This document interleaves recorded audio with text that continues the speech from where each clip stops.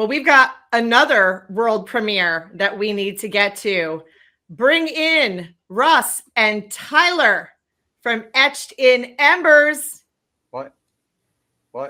Oh, what's going on, dude? Was not expecting that. No. They live together. They live together now. So. No, I'm I didn't kidding. know that. No, I'm kidding. Is this a bit of band man love going on here? Hey, I'm about to start texting Chance going, oh my God, what's going on? Okay. What is happening, boys? Let's see here. There we go. I think they're unmuted now. Here we go. Oh, there it is. There it is. Yeah. Can we? Because I think that'll look better. There we go. There we go. Good job, Matt. Smarter than me. Yeah. So how we did?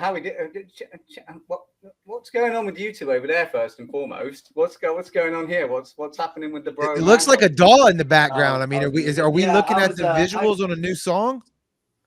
Yeah, we were just jamming around, just messing around with some stuff. Yeah. So. But okay. I got off work early. I'm gonna swing by Tyler's house. Are you gonna hit play and let us hear a little bit of it? Or That's what I was wondering. Can we hit that space bar? What's going on? Okay, so for those of you who don't know, Etched in Embers dropped a song on Tuesday called Gemini. It is sick AF. If you have not listened to it yet, I implore you to go to your favorite streaming service and do so stat.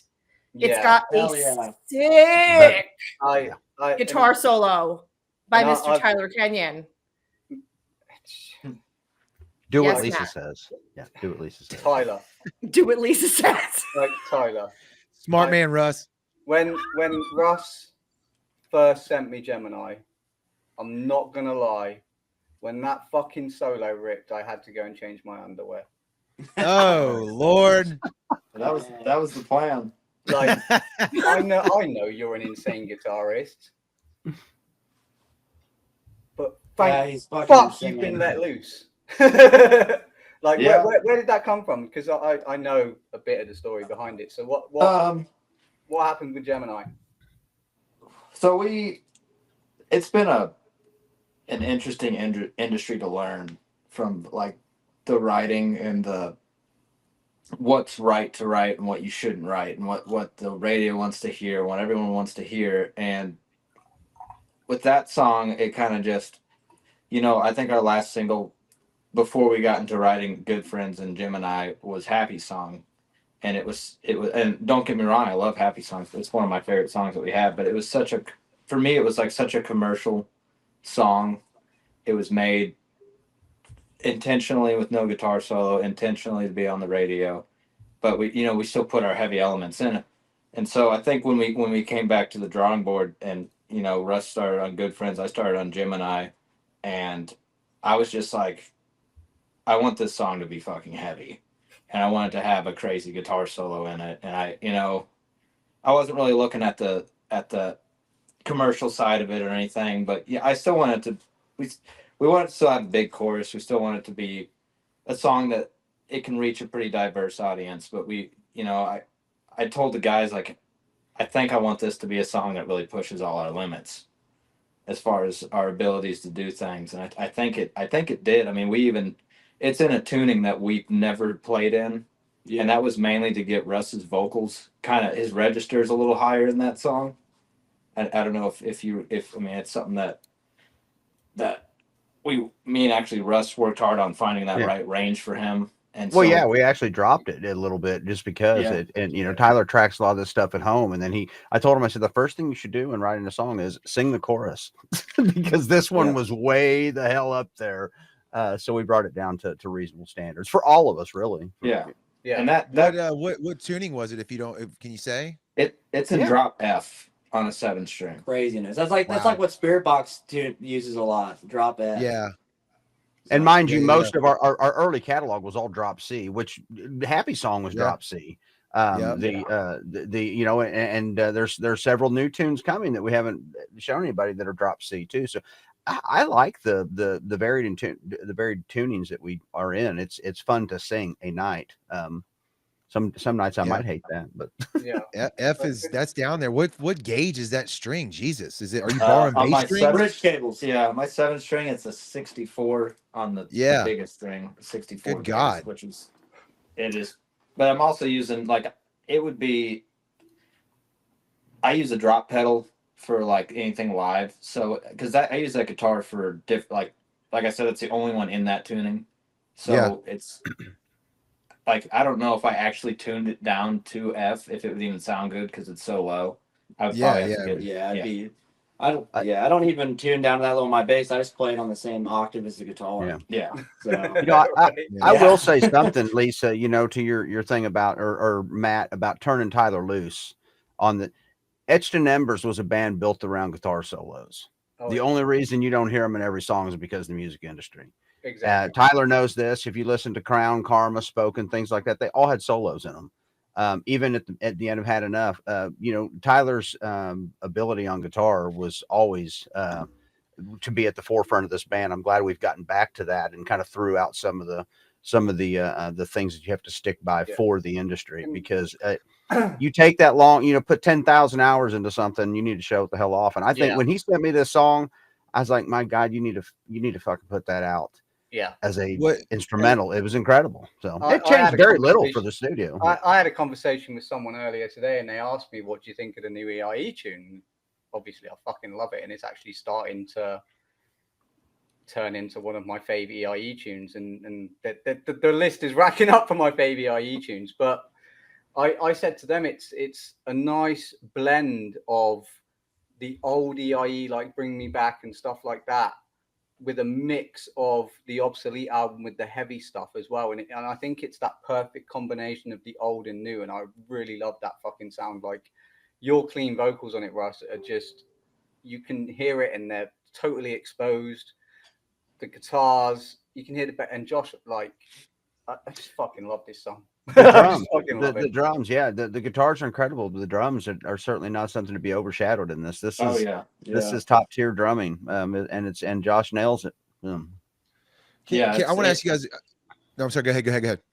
I was gonna say I don't know if without Josh how the drums would have went, and that also was a big factor in this. So yeah, When this is the second song with Josh in the lineup. Good friends on this, and I think you can tell on both tracks the how what we have in the drums in these things. So when you guys mentioned the solo, and you know, obviously y'all are out there in the trenches, y'all are putting out music. You know, you mentioned like the music business and stuff, right? Like so you know right now you're in it.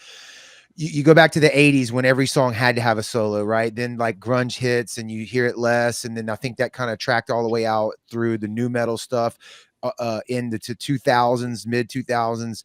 I remember the first time, I think it was like Stained put out a song that had a solo in it. It was like a big thing. Like everybody couldn't believe it, like, it was like newsworthy, or solos coming back, right? So did they kind of disappear again? And now they're like not as cool again? Like, how is that working? We were told, and I don't know if I should say who told us, but we were told at one point by someone we work with a lot that if you put a guitar solo in a song today, it will a lot of times not be listened to. Not just by listeners, but by different high up people that you want to hear the song, that are going to push this song, that are going to do this or that. Radio is a prime example, and that we were told that. And so the trouble is with that is radio, for instance, and we're going to have a great conversation on Feb 19th with Ryan Fontazi from 97.7 about radio, what radio is looking for and stuff. They're looking for short, quick, fast songs that they can get more songs in. If you're going to rip a minute guitar solo, that instantly extends the track, doesn't it? That makes sense to me. We were told 2.5 minutes was something that was trickling around the industry last year.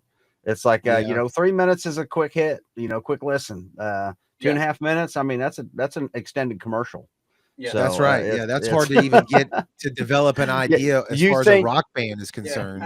You take a 120 song and you write a verse chorus, you're typically already going to have almost a minute. Right. Right. there. And I think the trouble is with that, and why radio is looking like we don't care about that, about the sound. We care about the music. But I think like FM radios and stuff like that are looking for that because the market is so oversaturated, and they want to play as many songs as they can within a 24-hour period. That's why we need to turn Tyler Kenyon loose, because there's not very many guitar solos out there.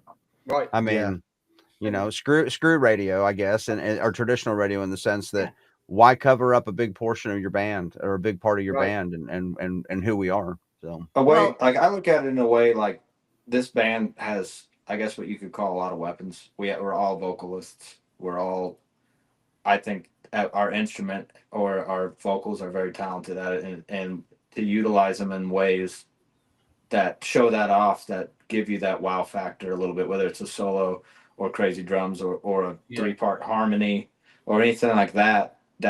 That's just another thing to draw people in. Maybe not your standard commercial listener, but it's something that drew me into music. So it's something that Sean touched upon just in that last conversation, guys, was the variety in music. And I think that with Tyler writing, me writing, and a producer writing with us, you get a lot of variety in that, and I like that. So sorry. I like variety and stuff, and like you said, you've got a lot of talent in this band. You've got, you know, Russ's vocals. I love Russ's voice.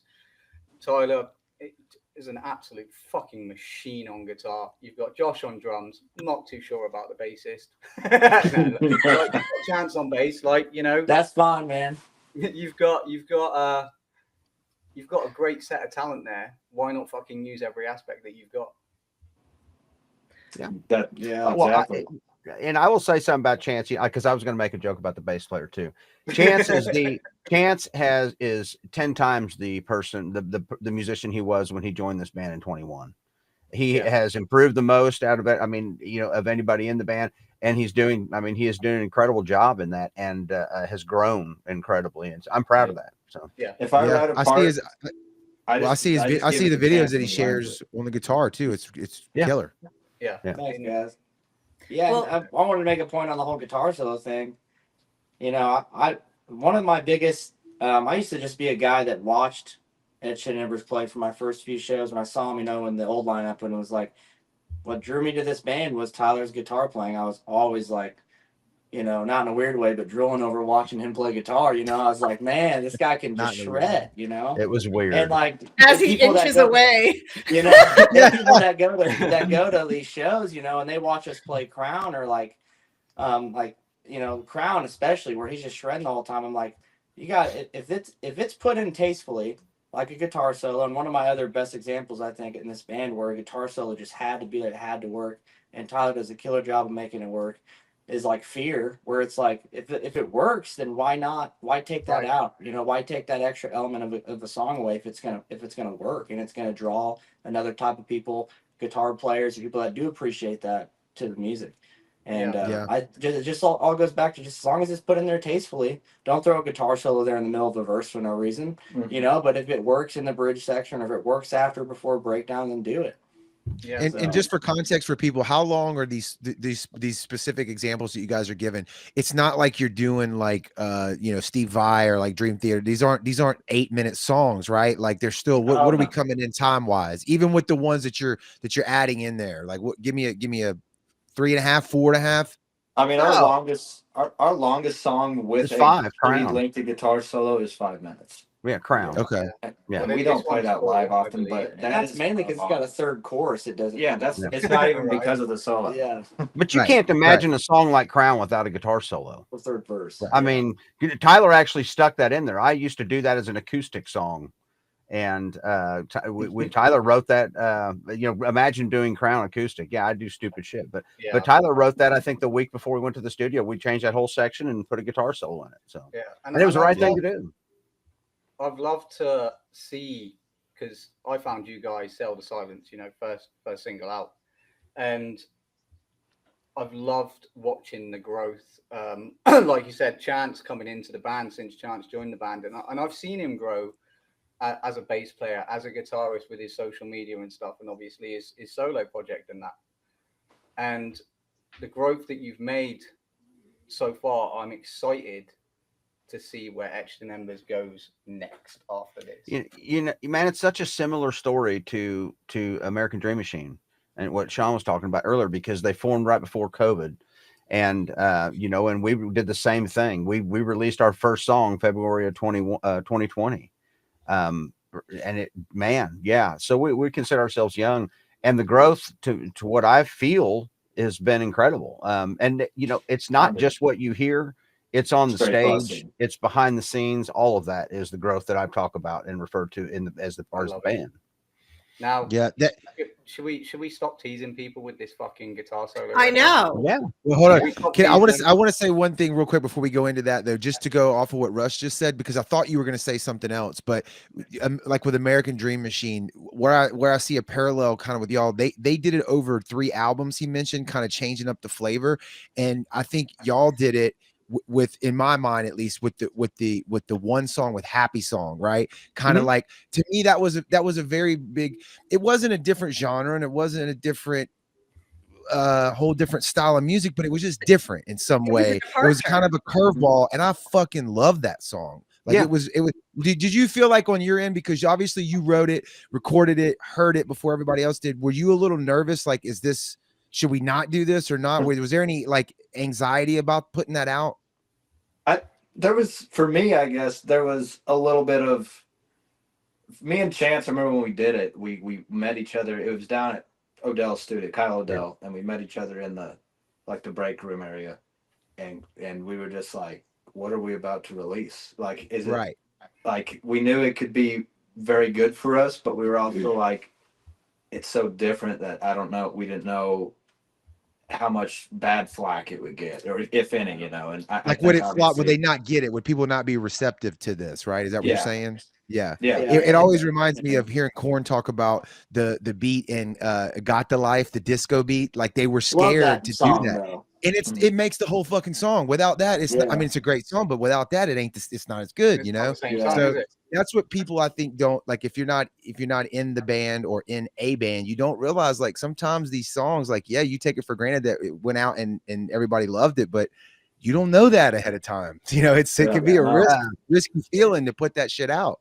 Right. Happy Song is the most, and I'm in the band, it's biased as hell, but it is the most overlooked song of 2024. I fully believe that song. If another band would have, if 3 Days Grace would have done that, if somebody other band would have done that, that song would have been massive. Yeah, and I also think you crushed it on the video too. Yeah. Oh, Wanted Killer, but Kyle, the Happy Song was a brainchild of Kyle. It came from a phrase, and we sat down, and it was, looking at as far as releasing that song, I had no reservations because I write all kinds of weird shit and dumb shit, simple shit. So I'm guilty of it all the time. And it sounded like something that I would do acoustic, especially because the whole premise of that song is built around Closing Time by Semisonic. And I mean, that is the core structure of what that song was built around. And I played Closing Time probably 1,000 times. There you go. See, I love that. I love that it comes from another song too. Like, I love that. You spoke about a couple of people that you work with in the industry, and I'm going to give this man a fucking huge shout out. So Juan does all your videos and stuff. Carl O'Dell does, the production side of it. And this man right here does all the graphics. Oh, yes, Jason. Jason Catlett. If there is any bands watching and you need artwork done, you need tour flyers done, hit up Jason Catlett. He's one of the best. Or content. Yeah. You want your video cut up? Hands down. Yeah. Talk to that guy. Agreed. He's killer, man. He always knocks it out of the park. He usually, since it's something that we loved the very first time, and the Happy Song ended up being something that Juan actually took a picture of at the shoot. And even Jason, in the middle of working on an artwork, he's like, I'm scrapping everything I'm doing. He's like, that has got to be your guys' artwork. He's honest, just does a killer job. Yeah. And he's fast and he's reasonably priced. So should we? And he's a hell of a musician too. And he's another amazing musician. So should we? Let's do it. People came here for? Absolutely. Yeah. Absolutely. Jared, do you want to ask the question or not? Let's do it. I would feel like I slighted them if I didn't. Fellas, tell us everything or tell us nothing about the song. This is for Tyler. This man right here, dude. Just the song about being your own worst enemy. I think we've all been there. just reference love to it. a horoscope. He's a Gemini, right? I'd hope. Actually, me and Russ are both Geminis, so that's kind of fun. Two minimalist explanations tonight, and those are my favorites. So let's roll into the song. I love it. Let's do it. There we go. I Fucking shouldn't be in brilliant, charge of man. buttons when I've been drinking. Oh man, Brilliant. Dude, We should have took a shot. I should do Matt. that. I was busy having a one-man mosh pit back here. Well, let's Awesome. talk about the video itself. What was your concept behind it? So we hit up Juan and we said, look, this is kind of what the song's about. We're thinking of a black and white theme. Obviously, good and evil was kind of the theme behind it. Jason had sent us that artwork already, but before we went into the video, and that had that black, and the white figure kind of blended together. So I don't know if that's where you guys got the black, but I just was like, as soon as they said that, I was like, that really works well for that video. You know what I mean? Just black and white outfits going back and forth. The opposing sides, the good and the evil. Yeah.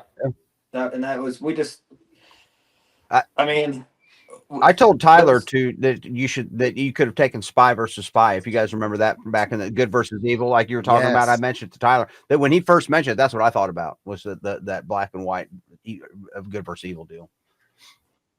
Wasn't that Mad TV, Russ? Was on Spy versus Spy? Yeah. Oh man, you guys are old. Yeah, we are. As a matter of fact. Indeed, we are.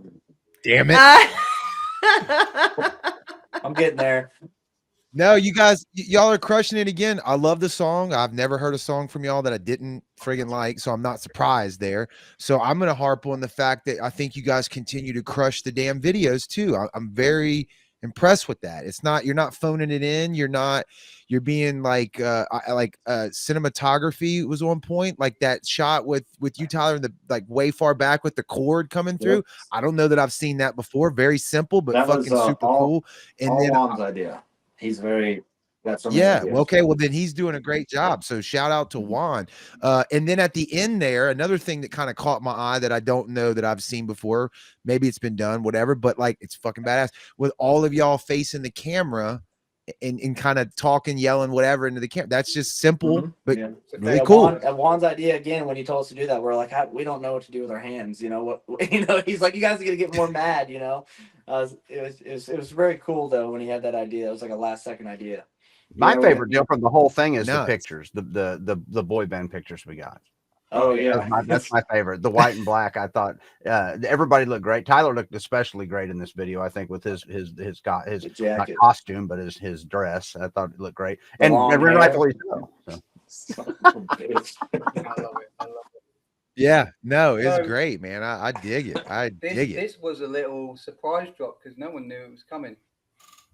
No, we just recorded it 2 days ago. Video and all. Yeah, it was all live. It was all live. And I've seen, there's been quite a good response in the comments. There's been a good response that I've seen on social media. What's up next for EIU? Packing it up, man. We're closing shop.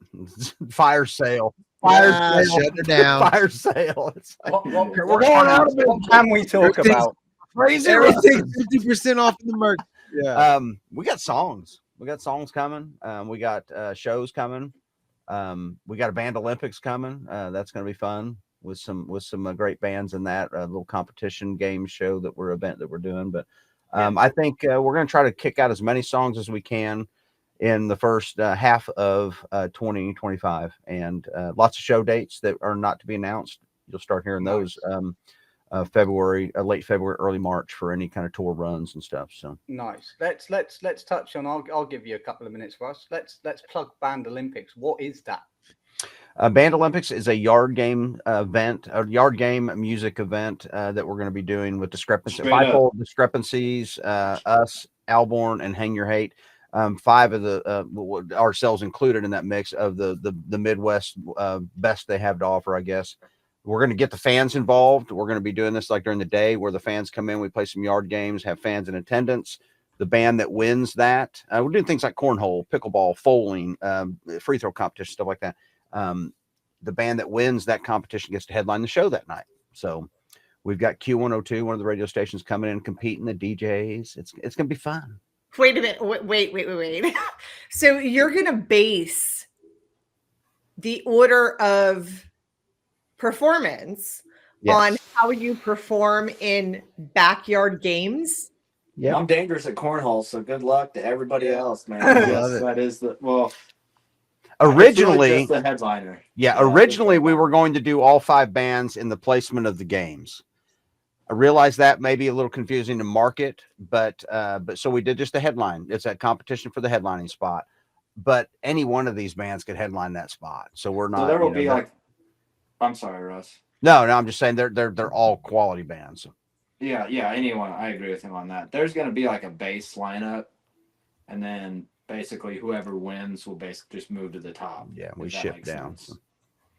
Okay. And so do the fans get to participate in these games and like help to vote in any way, or is it literally based on that band's performance for the backyard games? The fans will get to, so we're sold out of the VIP tickets for participation, which we didn't turn loose a whole lot, but I think I'm going to turn loose more.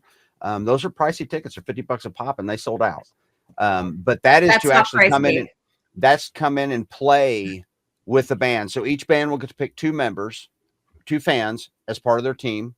Those fans get to compete with the bands.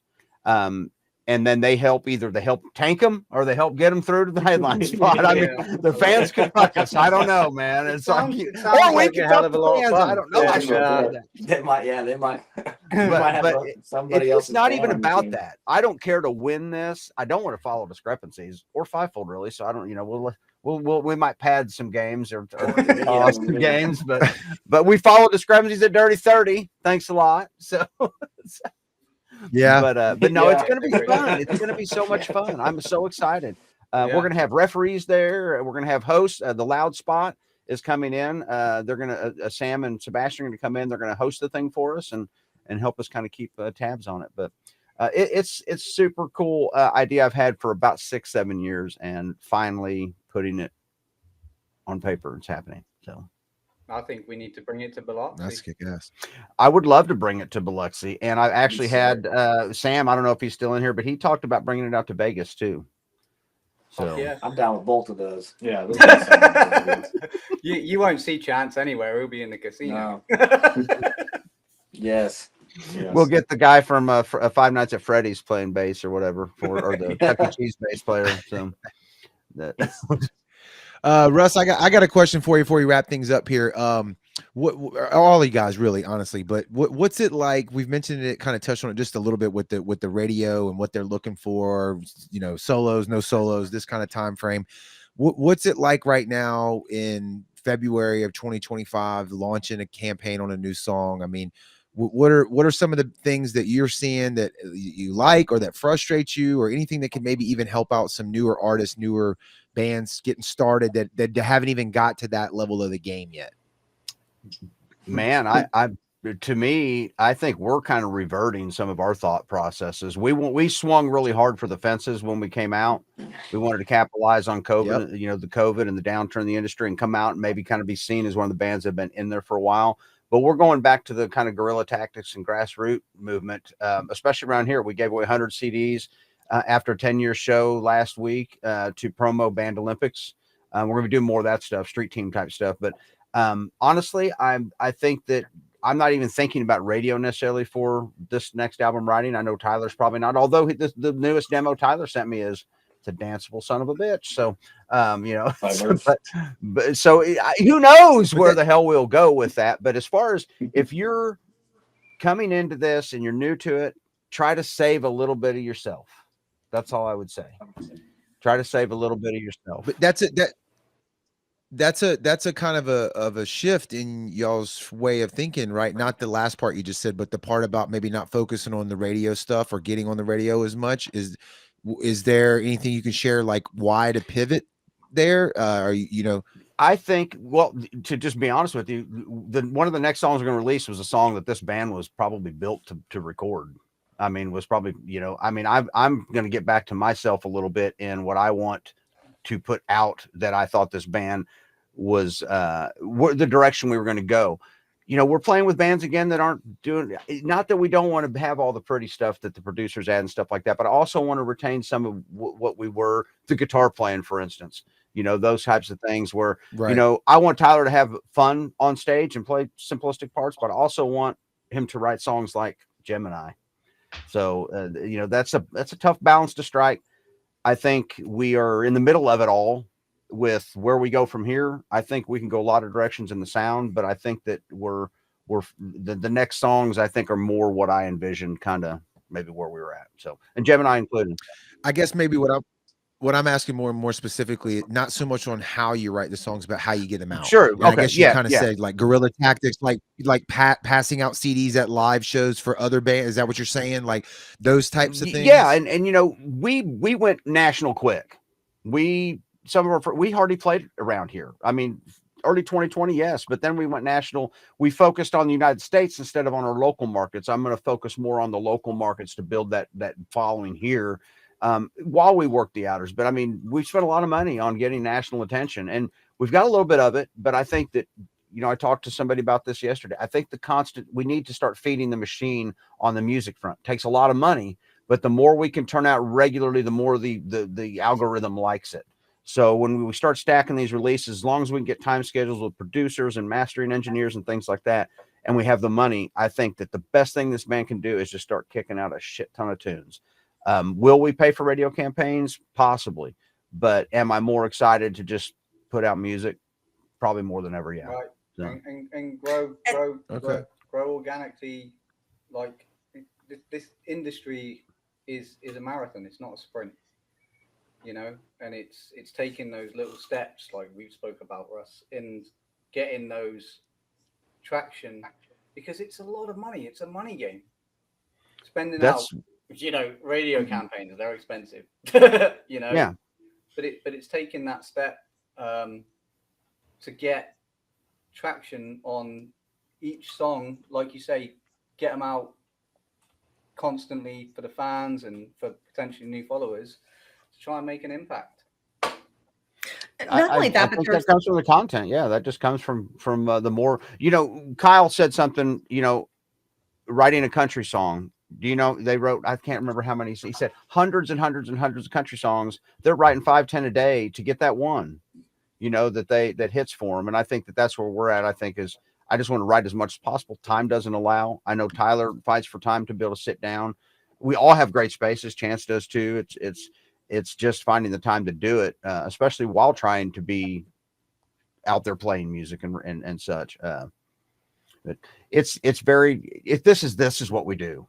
We love it. We hate it. We love it. We hate it. We love it. We hate it. We love it. We hate it. You got to find those moments where you love it to capitalize.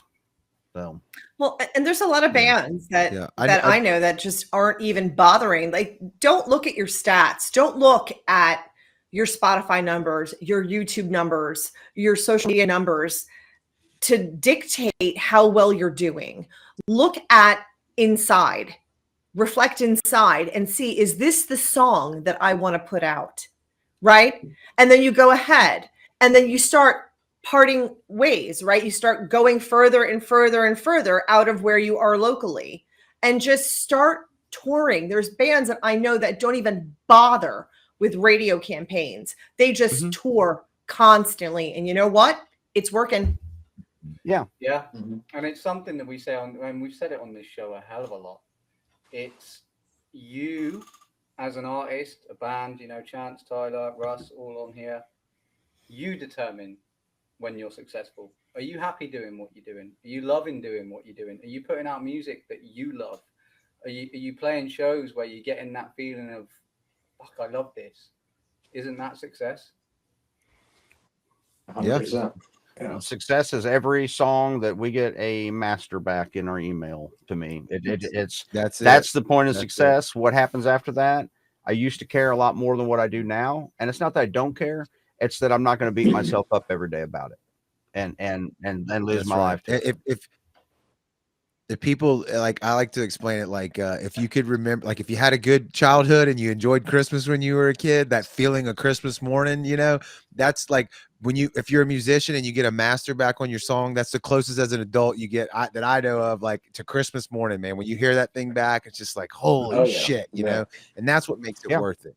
What part of what makes it worth it? That's a big part. You know? I mean, yeah. The live shows too, right? Because that's an adrenaline. There's a exchange with the crowd that's like nothing else recorded ever, right? Like it's a different vibe. Yeah, we are leaving so much behind in this. I mean, look at this, you guys. All this is we are all leaving this behind for when we're gone, and these people are. I mean, that's what it's all becoming about to me. It's a very emotional. Last year's been very emotional for me in music, recording the songs we're writing, just all of it, just. I don't know. Maybe it's like my time is near. I don't know. Oh, stop. No. I just think it's your legacy that you're putting out there. You know, you bleed your emotion into the music, and like you said, I mean, you mentioned it already. Everybody here has a regular job. Everybody here is doing this out of passion and love for the art, the craft.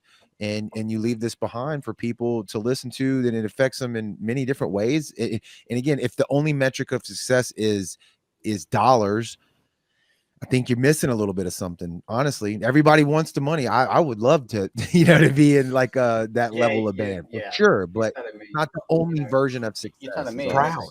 And it's something, I'm not a musician, but I have moments doing what I do with Riff Media Group and the sounds. Like, obviously, we work with you at Riff Media Group, and seeing like Gemini, when you released Gemini yesterday, just seeing the people's reaction to holy fuck, this is really good, like that gives me a sense of achievement, like I'm part of this, and it gives me that Christmas feeling of, oh yeah, so I can see why you guys say like getting the master back and stuff like that. You get that feeling of self-satisfaction, really, isn't it?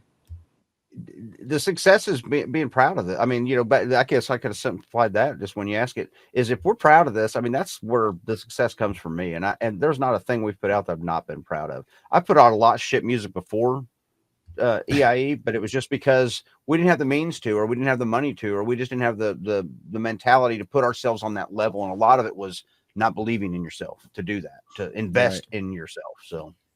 And I think that Tyler and I learned that early on, what that feeling was like. Once we invested in ourselves and started putting stuff together on that, then we knew where we could go. But we are successful, Tyler. We are successful. We're good enough. We're strong. We're strong enough, and doggone it, people they like us. Oh, so there's a Saturday Night Live reference for all you youngins out there. Go look it up. On God. Go look it up. Well, gentlemen, thank you. You really, really like me. That's right. Thank you for Sally Field when she got her Grammy. I'm sorry, her Oscar. Yeah. I love Sally Field. Yeah. Right. But again, if you want to hear Gemini again, it's out on streaming platforms. All day tomorrow on the Sound, right? It's gonna be playing all day tomorrow on the Sound. So you've got American Dream Machine playing all day, you've got EIE playing all day. Just back and forth all day long, nothing else, guys. Nothing. If you want to discover more bands, if you want to discover more bands like EIE and American Dream Machine, download the fucking app. Man, I tell you, the band's great. We're great tonight, and I know a lot of people in there found American Dream Machine by way of the Sound tonight. It's awesome stuff. So that's what we love to hear. To be honest with you, selfishly, that's like when somebody says they heard of a new band because of the show. I mean, that's what makes us get. And I think we need to, get EIE and American Dream Machine on a few shows together, because I think that'll be fucking killer. Yeah, I agree. I agree. Gentlemen, thank y'all for hopping on tonight and for putting out the music. Like I know what y'all put into it, time wise, work wise, passion, love, hate, everything. Like we appreciate it being able to hear tunes like y'all just premiered tonight. We really do. Chance. Likewise, yeah. Thank you for having us. Yeah, there you guys sit right next to each other. He just showed up here. Yeah, I didn't even tell him I was coming. No, I didn't. I told him, I said it's gonna be Tyler and I. It's gonna be Tyler and I tonight. He's like, I'm going to Tyler's. Snuck in there, Chance. I like it. And then he said he was going to sit I'll, off to the side. He said, "I'll sit off to the side." Wouldn't that have been weird if you'd have just put him back in the corner? You just not see even the acknowledged clouds him. every now and then from the bass. That's a stance that bass players are important. right. Where do we Exactly. I thought Where do you we- quit where do we- vaping. No, no. He's I back, thought he baby. quit. He's back. Oh, Where do we I love send you, everybody, Russ? Where do we send them? Facebook? Etchedembers.net is the easiest place to find all the links. You'll find them there across the top of the page. I've got to update that with all the Gemini stuff. It's like you try to time this, you can't schedule certain things. That's a pain in the ass. So, but yeah, all the links are up there, and we'll start sharing some show stuff. But we got 2 shows. We got Band Olympics coming up on April 5th, and before that, we are in Columbia, Missouri with Left on Red at the Rose Music Hall, March 22nd. So. Those are current announced shows. I just dropped etchedembers.net into the comments, so y'all click on it and go check them out. Please do. Love it. Thanks, guys. Have a good night. fellas. See you guys.